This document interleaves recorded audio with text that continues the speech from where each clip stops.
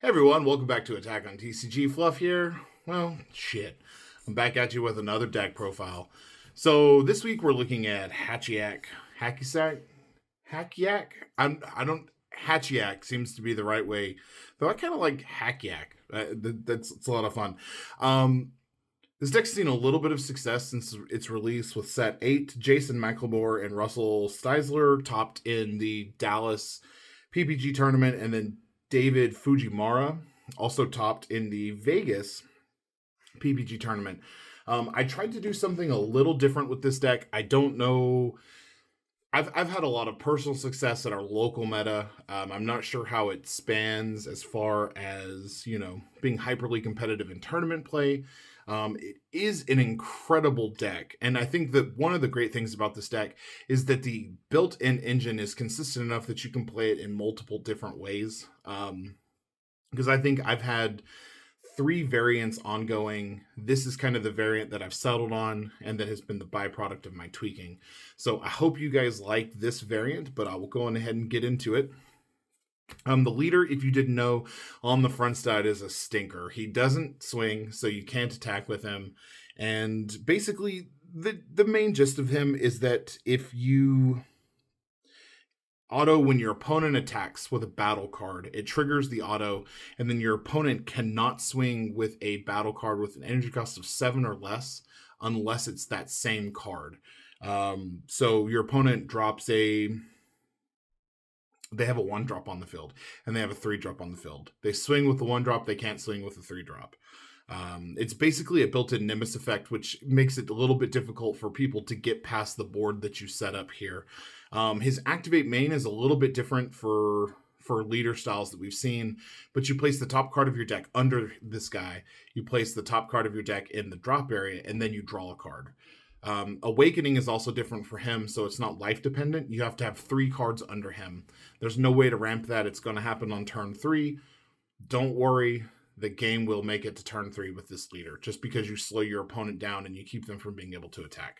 Unless it's a really hyper baby deck that just controls you out. But once you get your 3, those go into the drop area, you draw 1 card and you flip it over.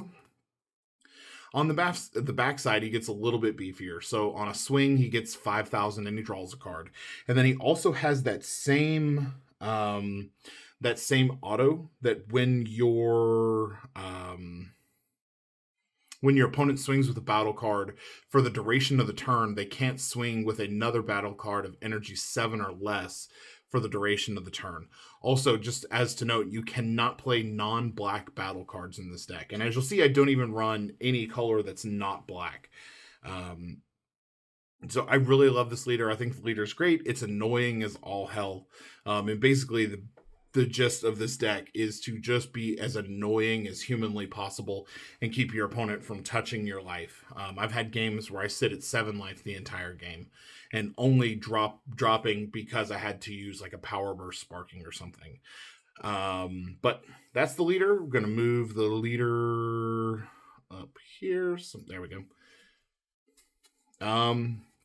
First off is kind of a tech choice. We run 2 the black power or the dark power black mass sand. There's a lot of stuff in this format that plays based off of autos and non-keyword skills, so this is kind of good for punishing your opponent for doing that. But then it is also kind of a way to put a little bit of pressure if you need like an early game 1-drop swinger. You can auto take a life. He gains 10,000. It's not crit or double strike. It just puts a little bit of pressure on your opponent. The main reason that we're playing this, though, is for that punishing non-keyword skill plays. So we run 2 of those. Then kind of at continuing on our 1-drops, we play 4 of Son Goku making an entrance. This was a really controversial pick for me at first until I started messing with the Xeno Goku engine, and you'll kind of see that as we go on. I originally started with this guy at 2, very similar to David Steisler's build, but I eventually decided to go to 4. This card, there's a lot of recursion with Power Burst. There's a lot of recursion with Sand Transcendence. So as you'll see later on, this guy's really important to have in your drop area and to have in your hand. So basically, he's a 1-cost counter counterattack, negate the attack, play this card. Nothing special to him. He's a 0 combo, so you're not going to hold these for combo power. You're going to use these to negate as often as possible, going to the drop area using Power Burst to bring them back. But we do run 4 of those. They're super important, so we may come back to those later. Then I run at a 4 of, I run 4 Supreme Kai of time regulators. This is another controversial. A lot of people have told me you don't need 4 of these. I want to see these as much and as often as possible. It's a 1-drop. When you play this card, draw 1, but it's also got blocker on it. There's a ton of 1-drop removal in the game right now. But I figure if I have like a Dark Power Black Saiyan, a Son Goku making an entrance, and one of these on board, the target is either going to be this or the Dark Power Black Saiyan, so my opponent can play something, and I get to keep my Xeno Goku on board. Sorry, put it above the camera. But I get to keep my Xeno Goku if you choose to pop the 1-drop blocker instead. And if you choose to get rid of the Goku, well, I've got a blocker to keep myself from taking a crit or a double strike. So we do run 4 of those, also recursive with Power Burst and a good Shenron target later on if you need the draws. Then moving into super combo territory, we've got 4 of the Temporal Rescue Trunks. This could very easily be the new black super combo that came out. It could be the old. I think there's a black Roshi that was a super combo a while ago. It really doesn't matter. You do fill the Sparking 5 requirement pretty fast. Even with the Overwhelms, it's pretty easy to maintain that 5, and you'll see why. But we do run 4 of those. I've seen these at different levels. I played 2 Dr. Lychees. Basically, you want these guys in the drop area as soon as you can. By turn 4, you can pay 2 energy to play both of them from the drop area.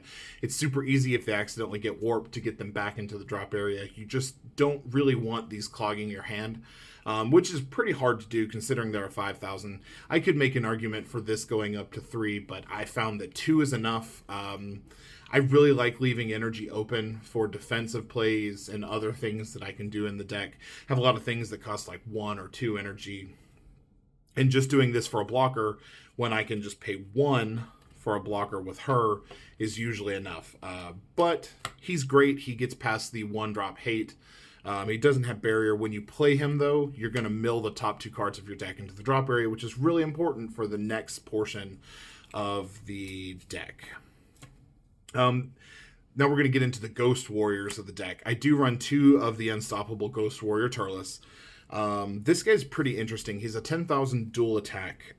You can play him without paying his battle or his energy cost by taking 2 cards in your drop area with energy costs of 3 to 7. So they have to be battle cards and they have to be energy costs between 3 and 7.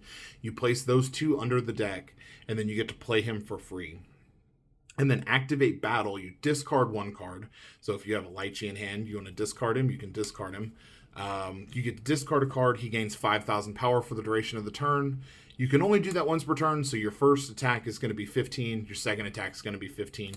It's not like you can do that twice and get him up to 20,000 on the second swing. This is just pressure. It's also good for getting rid of blockers on the field. It's good for a myriad of different things. I was really against playing this card, and I've decided that I since like it. I do think this card is probably a little more successful in maybe like a Demigra or Toa deck, but it's absolutely fantastic and earns its place at a 2 of here. The next Ghost Warrior, and probably the worst that I run in the deck, is Cooler Ghost Warrior. This guy's fantastic in his own right. He plays in the same way as Turles, except for 2 cards, you have to pick 3.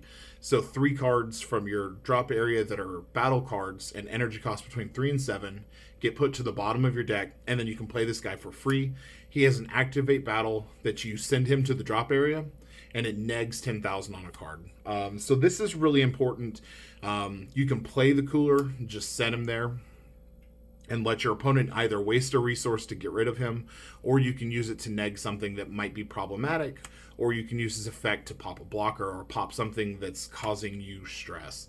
It is a fantastic card. It is a little better and might merit more numbers and play if you were playing the 1-drop Dr. Lychee, that when he's destroyed you get to play a Ghost Warrior for free.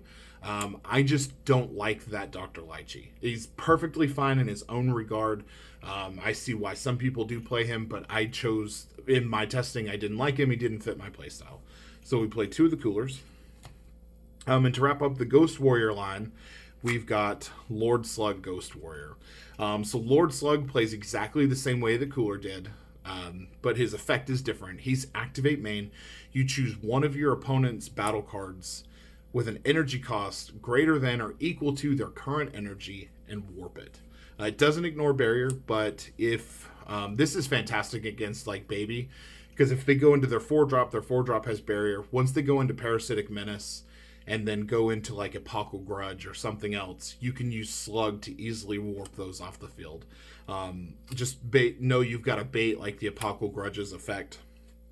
And that places these into the drop area, which you can use to feel more. These are pretty searchable.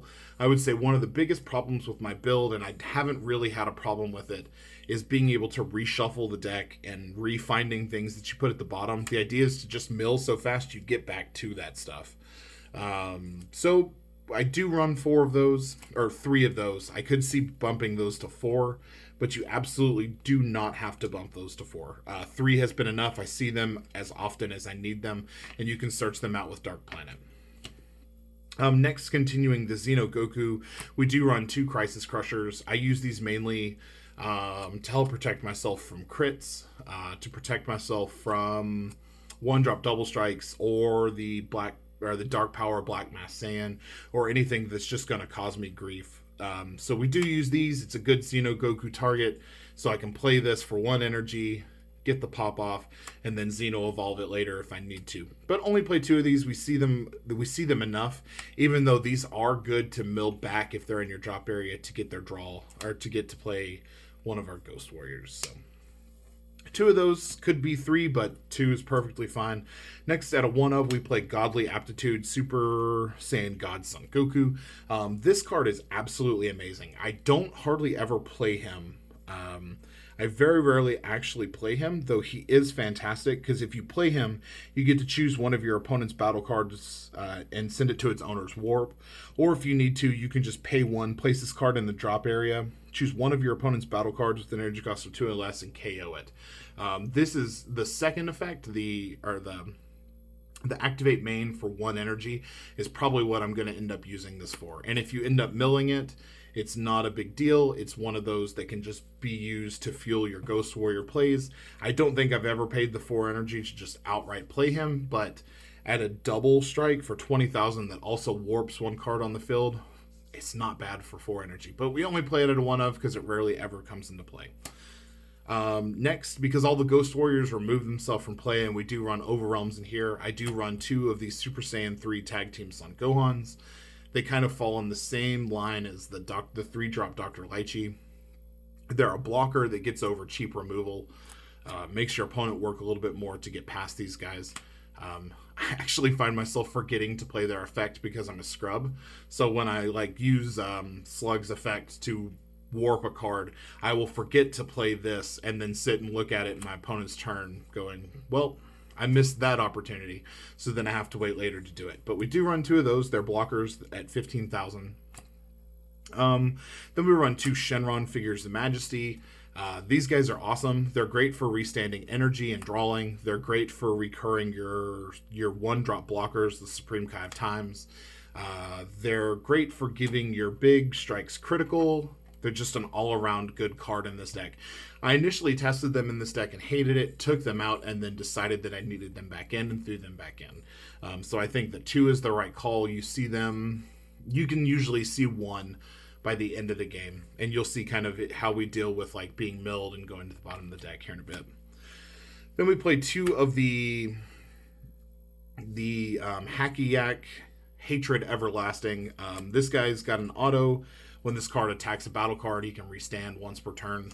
But the primary thing for this card is early game, you can discard him to the drop area to mill the top 2 cards of your deck. This sets up early Ghost Warrior plays, and then he can play himself from the drop area, much in the same way that Turles, Slug, and Cooler can be played by sending 3 cards that are between 3 battle cards that are energy cost 3 to 7 to the bottom of the deck to play. And he's a 25,000 essentially dual strike to get rid of cards on the field that might be problematic. I rarely ever play it, but it's great for that setting up plays later on. Then we do play 2 Bardock Awakened Instincts. This deck really needed a quick overwhelm that it can just do to kind of reset problems in the deck, and more specifically, milling your win conditions. Because if an energy cost of 8 or higher or less, or 2 or less gets sent to your drop area, you basically have lost that card, and we need a way to get it to the warp so that we can get it back to our hand. Bardock is essentially my means for getting that to the warp. It's just a quick overwhelm. Most of the time that I use this, I have only 1 drops or 2 drops in the drop area because I've used Ghost Warrior effects. So my drop area is clean of energy cards or energy costs between 3 and 7. So I will overwhelm him, draw 2, drop 1, and then I'm set up for my next turn play, which is the Trunks Power Overseeing Time. It is an overwhelm 4, energy cost 2, but this guy is going to let you, when you play him, he's a 20,000 double striker, but he's going to let you get back your win conditions. So your overwhelm cards that are between 7 and 10. I don't think I have anything higher than that. So energy cards between 8 and 10. He will let you get these guys back. So it's actually kind of nice to see when you mill a Demigra, because I know where Demigra is. I don't have to search for it anymore. As long as I find a Trunks, I'm going to get Demigra into my hand, and it's just a matter of hitting Dark Overwhelm again. So 2 of the Trunks, that's all we play there. The final part to the Xeno Goku engine is the Sand Transcendence. You can't play this guy unless you have 4 energy, so you can't play him if you have energy of 3 or less. He is a double strike, 25,000, but the big reason that we're playing him is to kind of recover from having to overwhelm. So if we do overwhelm to get one of our big win cards back, we can use this to put cards from our warp back into our drop area to set up for bigger dark overwhelm plays or set up for more Ghost Warrior plays. I end up using these almost every game. It's such a cheap cost. You will negate with 1. Your opponent will leave it because it doesn't do anything, and then you just Xeno Evolve over that for 1 energy. He's fantastic. He puts a little bit of pressure. He's a 25,000 double strike, and the whole idea is constant pressure while being able to hold your opponent off with this deck. So he fits in just fine. I play him at a 3 of. Next are my 1 of kind of win conditions. I play 1 of the Hatchhyack Fueled by Hatred. The 4 drop that kind of goes into him is a liability because it's hit by a lot of the counter plays that are out right now. And honestly, it's only 1 energy different. You're either going to tap out on turn 4 to play him out, or you're going to wait till turn 5 or later to do that with this guy. But this guy's fantastic because he's cheap removal. He shuffles, or he puts 3 cards with battle cards between energy cost and 3 and 7 from your drop area to your to the bottom of your deck to pop a card on the field. But then he's also dual attack. While he's on the field, though, he counts as an 8 cost, so he gets past the Hatchhyack effect. So if you swing with, say, Son Goku, Sand Transcendence, you swing, it triggers Leader's Auto. You still can swing with this Hatchhyack because he's considered an 8 cost, even though you only paid 5 to hardcast him out. We don't cheat him out, we just hardcast him at 5. Next we run Fu, the Dark Banisher. This guy's amazing. He wins games. You play him out. He can swing 3 times and cause your opponent a lot of grief for negating or activating blockers or super combos. He can just cost them resources, which is absolutely fantastic. Great card, game winner. Next game winner is Fu, Shrouded in Mystery. This guy, you play him with a couple double attacks on the field, and you're just going to win. You just wait until you know that you're going to be able to hit your opponent. They're not going to be able to negate. They're not going to be able to blocker. They're not going to be able to activate counterplays or anything like that. The only thing that would really stop this would be like a Cold Bloodlust. Cold Bloodlust would stop Fu, but other than that, it's going to be really hard pressed for your opponent to get past Fu, Shrouded in Mystery. Must have, even though he's a 6, by turn 6 you're gonna win or you're gonna lose, so you play him if you got him. Last win con is going to be Beyond Darkness Demigra that you saw earlier. I've had games where I played the Demigra out, swung, opponent negated the attack. I ripped 4 cards out of their hand. They weren't able to get rid of the Demigra. They weren't able to beat me. I was able to set up another. I had a Sand Transcendence already on the field, so I was able to use Sand Transcendence effect twice to reset up for Dark Overrealm, or for Overrealm again. And then next turn, I dropped a Fu Shrouded in Mystery. So it was a Fu Shrouded in Mystery, a Beyond Darkness Demigras, and a Sand Transcendence on board. My opponent really couldn't do anything, and it was 7 total damage coming at them, and they had like 4 cards in their hand. So a little bit of an overkill there, but fantastic way to end a game. Made me feel good about myself. Now kind of onto the extra cards. We run 3 of the Dark Planet. I might bump these up to 4 because these are really the only ways that I have to shuffle my deck. And these oftentimes I will usually get one very early in the game, and then I will end up milling or placing the other one under leader. But these guys are crucial to your engine. You play one, you get to search out a Ghost Warrior. So those include the Turles, Slug, and Cooler, and then also the 3-drop Dr. Lychee counts as a Ghost Warrior. So you get to search any of those 4 cards, but then also at the end of your turn, you mill the top 2 cards of your deck. So that's really important for filling your drop area with battle cards between Energy 3 and 7. It's also a good way to set up for Overrealm plays, but it is only 2, but it adds up to a lot. If you don't have this, you're gonna have a bad time. So we run 3 of those. And then last but not least, we do run 4 Power Burst. There's so much synergy in this deck with Power Burst that you have to play it. This lets you get a 1-drop back, which is usually the Son Goku, or the 1-drop blocker. These are our 2 1-drops that we're most likely going to be grabbing back from this in just a general matchup. There might be games where we grab back a Dark Mass Saiyan, but generally it's going to be these 2. So that is the list for my Hatchhyack leader. I hope you guys enjoyed this. I love this leader. I kind of got stuck with this leader by getting the short straw when we were deciding what we wanted to build this set. And I was like, well, no one's claimed it. I'll take Hatchhyack. And I've been pleasantly surprised. I've had a lot of success with this deck at our locals. I've enjoyed testing this. I've enjoyed theory crafting with this. We've got a few local players that just love it. If you have suggestions for things that you'd like to see, I'm more than willing to hear it. If you want to see us build anything else, I know that Bancroft has been theory crafting a lot of different decks. I've got a few going on. Dark's had a few going on. But if you want to see us build something specific, please do it. Hatchhyack's annoying. As always, Fluff out.